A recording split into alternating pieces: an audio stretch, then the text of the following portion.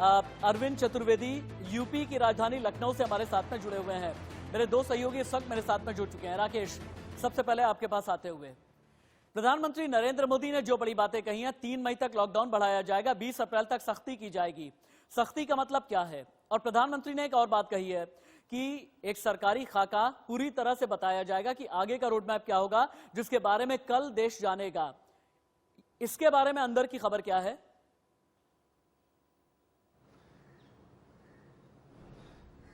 देखिए राशिद, प्रधानमंत्री ने करीब 25 मिनट के अपने राष्ट्र के नाम संदेश में देश की जनता को संबोधित किया और उसमें जो महत्वपूर्ण बातें कही, 19 दिन के लिए लॉकडाउन और बढ़ाया जाएगा, यानी 3 मई तक लॉकडाउन जारी रहेगा। साथ ही साथ लॉकडाउन जो 20 अप्रैल तक है उसमें खास तौर पर सख्ती के साथ जो है राज्यों को सीधे तौर पर निर्देश दिया गया है कि सख्ती के साथ पालन हो, क्योंकि विश्व से जो भारत में जो कोरोना का असर है उस इसलिए कम है क्योंकि लॉकडाउन को जो जितनी अधिक तरीके से लगाया गया और पहले लागू किया गया उससे इसका असर कम देखने को मिल रहा है।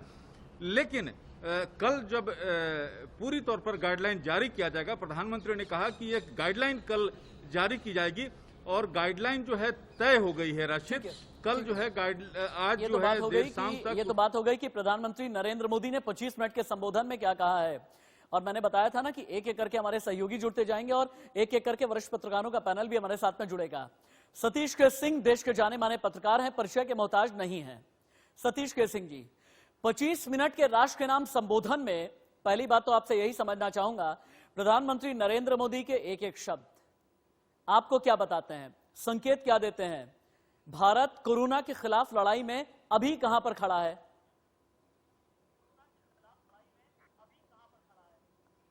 देखिए, जैसा कि प्रधानमंत्री ने कहा कि दुनिया के साम्राज्य देशों को, अगड़े देशों को देखा जाए उसके मुकाबले भारत में स्थिति कुल मिला के नियंत्रण में है, अच्छा है, क्योंकि जो प्रयास किए गए उसके नतीजे मिले हैं।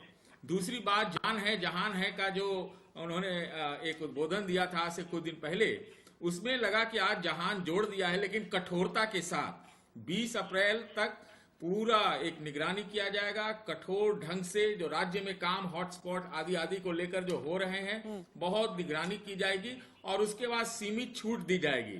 तीसरी बात कि जो दिहाड़ी मजदूर हैं, किसान हैं, उनका विशेष ध्यान रखा जाएगा। और प्रधानमंत्री ने जो 7 बातें वायदे और जो लोगों से मांगा है उसका जिक्र तो आप खुद ही कर देंगे, लेकिन उसका भी यही है कि जो मोटी बातें हैं जो पहले उन्होंने कहा है उसी को आगे बढ़ाया है। कुल मिला के ये है कि जीवन, लाइफ और लाइवलीहुड में अब लाइवलीहुड आ गया है, लेकिन 3 मई तक लॉकडाउन बढ़ा रहेगा। 20 अप्रैल से कुछ सीमित छूट दी जाएगी, जिसका जो डिटेलिंग है वो कल सामने आएगा। अब उस डिटेलिंग में क्या है, कहां पर प्रोडक्शन का काम चालू होगा, कहां कोई आवाजाही शुरू की जाएगी, लेकिन कठोरता रहेगी, इसमें से कहीं से कोई शक नहीं है। किसी भी हालत में नो वे, किसी भी प्रकार से इसमें कोताही नहीं बरती जाएगी। प्रधानमंत्री ने यह भी कहा कि अब जो स्थिति है, हम 1 लाख तक का जो हमारी कैपेसिटी हो गई है, उससे भी बहुत राहत मिलेगी और नियंत्रण में मदद मिलेगी। लेकिन प्रधानमंत्री का एक चीज मुझे बहुत अच्छा लगा, वो मैं जरूर कहूंगा कि एक भी केस आता है या एक भी डेथ होता है तो वो एक चिंता की बात होगी। तो सतीश के सिंह जी, आप हमारे साथ में रहेंगे। सतीश जी आप रहेंगे, अरविंद चतुर्वेदी के पास भी चलेंगे। जो दर्शक हमारे साथ अभी अभी जुड़े हों उनकी जानकारी के लिए बता दें, प्रधानमंत्री नरेंद्र मोदी ने 3 मई तक लॉकडाउन बढ़ाने का ऐलान भी कर दिया, लेकिन हाँ, जिन सप्तपदी मंत्रों की मैं बात कर रहा था, पहली बात, अपने घर के बुजुर्गों का ध्यान रखें। दूसरी बात, लॉकडाउन सोशल डिस्टेंसिंग की लक्ष्मण रेखा का पूरी तरह पालन करें। तीसरी बात, अपनी इम्यूनिटी बढ़ाने के लिए आयुष मंत्रालय की तरफ से दिए गए निर्देशों का पालन करें। चौथी बात, कोरोना संक्रमण का फैलाव रोकने में मदद करने के लिए आरोग्य सेतु मोबाइल ऐप जरूर से डाउनलोड करें। पांचवी बात, जितना हो सके उतने गरीब परिवार की देखरेख करें। छठी बात, अपने व्यवसाय, अपने उद्योग में अपने साथ काम कर रहे लोगों के प्रति संवेदना रखें, किसी को नौकरी से ना निकालें। सातवीं बात, देश के कोरोना योद्धाओं यानी हमारे डॉक्टर, नर्सेज, सफाई कर्मी, पुलिसकर्मी का पूरा सम्मान आपको करना है, यह कहना था प्रधानमंत्री नरेंद्र मोदी का। लेकिन चूंकि हमारी corona war room research team आपके लिए जानकारी निकाल करके आती है और प्रधानमंत्री नरेंद्र मोदी की बातों से जुड़ी हुई तमाम जानकारी आगे हम आप तक पहुंचाएंगे, लेकिन सतीश के सिंह जी, मैं और मेरी पूरी टीम वैज्ञानिक विश्लेषण के आधार पर लॉकडाउन को लेकर के, संक्रमण को लेकर के लगातार एक एक स्टडी, एक एक रिसर्च स्क्रीन पर ला करके रख रही है। अगर प्रधानमंत्री ने यह कहा है कि 3 मई तक लॉकडाउन बढ़ाया जाएगा और प्रधानमंत्री ने यह भी कहा है कि 20 अप्रैल के बाद कुछ कुछ जगह पर छूट दी जाएगी जहां पर कोरोना फ्री जो क्षेत्र घोषित हो जाएगा, अगर मैं चेन रिएक्शन या human to human chain reaction की बात करूं तो फिर इससे क्या लगता है, हम खड़े कहां पर हैं?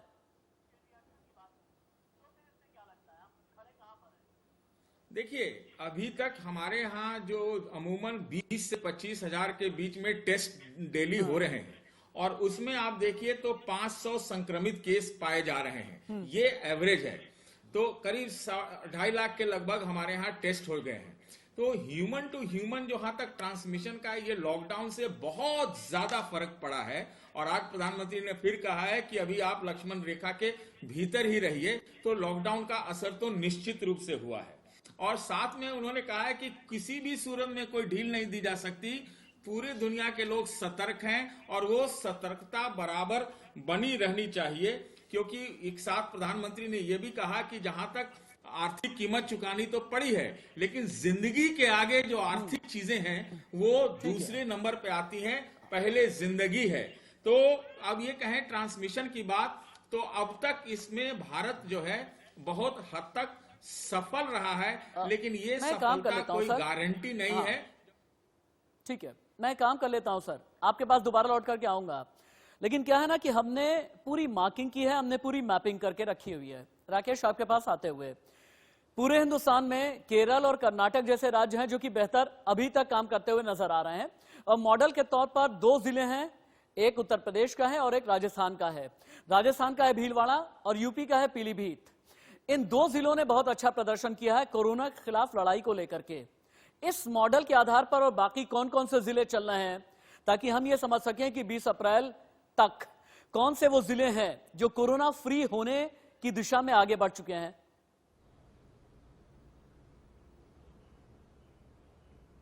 देखिए राशिद, उत्तर प्रदेश की बात किया जाए तो उत्तर प्रदेश का आगरा को उसी तौर पर काम किया जा रहा है, वहाँ के स्थानीय प्रशासन कर रही है। और रही बात भीलवाड़ा मॉडल का, तो भीलवाड़ा मॉडल के तहत जो है जयपुर में मैपिंग किया गया है, जयपुर के स्थानीय प्रशासन उसी तर्ज पर काम कर रहा है। रही बात कि जिस तरह से सीधे तौर पर केंद्रीय स्वास्थ्य मंत्रालय सीधे तौर पर जो राज्य सरकार और स्थानीय प्रशासन के साथ संपर्क में है और डे टू डे पूरी जानकारी ली जा रही है कि आखिरकार किस तरह से काम किया जा रहा है ग्राउंड जीरो पर, क्योंकि सबसे बड़ी चिंता कोरोना के खिलाफ लड़ाई में सबसे बड़ी चिंता ये है कि ये बढ़े नहीं, इस पर जो है तुरंत जो है की बात कर रहा हूं राकेश, आप पूछिए, मैं मॉडल जिलों की बात कर रहा हूं और मॉडल जिलों की बात करते हुए अरविंद चतुर्वेदी तक जाना बेहद जरूरी है। मैं पीलीभीत की बात कर रहा था। अरविंद, पीलीभीत ने एक ऐसा आदर्श स्थापित किया है जो यूपी के अलग अलग जिले फॉलो करेंगे, ऐसा यूपी के सीएम योगी आदित्यनाथ ने इंडिकेशंस दिए हैं। मैं समझना ये चाहूंगा पीलीभीत ने ऐसा किया कैसे है, क्योंकि प्रधानमंत्री ने भी ये कहा है कि 20 अप्रैल तक सभी को मॉनिटर किया जाएगा, जो जिले कोरोना फ्री घोषित हो जाएंगे वहां पर ढील दे दी जाएगी। यानी मैं ये चाहूंगा कि पीलीभीत की नजीर पूरा देश आपके जरिए जाने।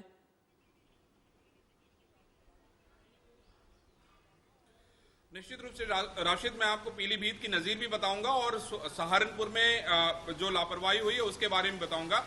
पीलीभीत में जैसे ही ये जानकारी वहां के जिलाधिकारी महोदय को लगी कि कुछ लोग ऐसे लोग जो है वो पकड़े गए हैं, उनको तुरंत क्वारंटाइन कर दिया गया और उनके ऊपर पूरी निगरानी रखी गई और समय समय पे जो डॉक्टरों की टीम थी वो उसको लगातार मॉनिटर करती रही और उसका परिणाम ये निकला कि जो 2 लोग थे वो पूरी तरीके से स्वस्थ होके वहां से अपने घर को भेज दिए गए हैं। यानी ये अपने आप में बड़ी बात है। और पीलीभीत से अच्छी खबर ये भी है कि आगे कोई भी ऐसा व्यक्ति नहीं मिला है जो जिसके बारे में ये कहा जाए कि वो कोरोना से पीड़ित है। वहीं दूसरी तरफ मैं आपको ये बता दूं कि सहारनपुर उससे पास का ही जिला है, वहां पे कल 24 लोग जो है कोरोना से पीड़ित पाए गए। उनकी जो रिपोर्ट आई है 24 लोगों को कोरोना पाया गया है और इसमें बहुत सारे ऐसे लोग हैं जो तबलीगी जमात से जुड़े हुए हैं।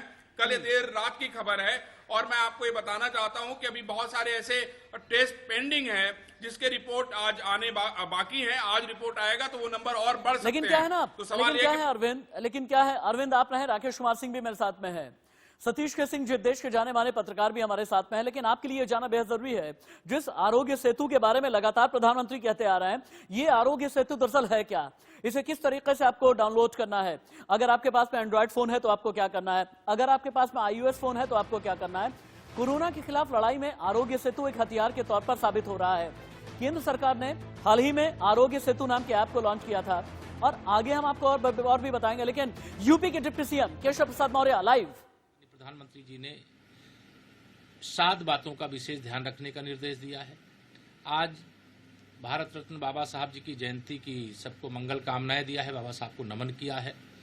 और जिस प्रकार से 20 अप्रैल से उन्होंने आज देश को संबोधन में कहा है कि कुछ शर्तों के साथ छूट प्रदान करने का काम किया जाएगा, मैं यह कहना जरूर चाहूँगा कि उत्तर प्रदेश की 23 करोड़ जनता और उत्तर प्रदेश की सरकार माननीय प्रधानमंत्री जी के मार्गदर्शन के अनुसार लगातार कोरोना संक्रमण के संकट से लड़ रही है, सफलतापूर्वक लड़ रही है। और आगे भी जो माननीय प्रधानमंत्री जी का मार्गदर्शन है, जो गाइडलाइन आएगी, उसके हिसाब से उत्तर प्रदेश के अंदर सरकार उसका इम्प्लीमेंट कराएगी और जनता का पूरा समर्थन और सहयोग।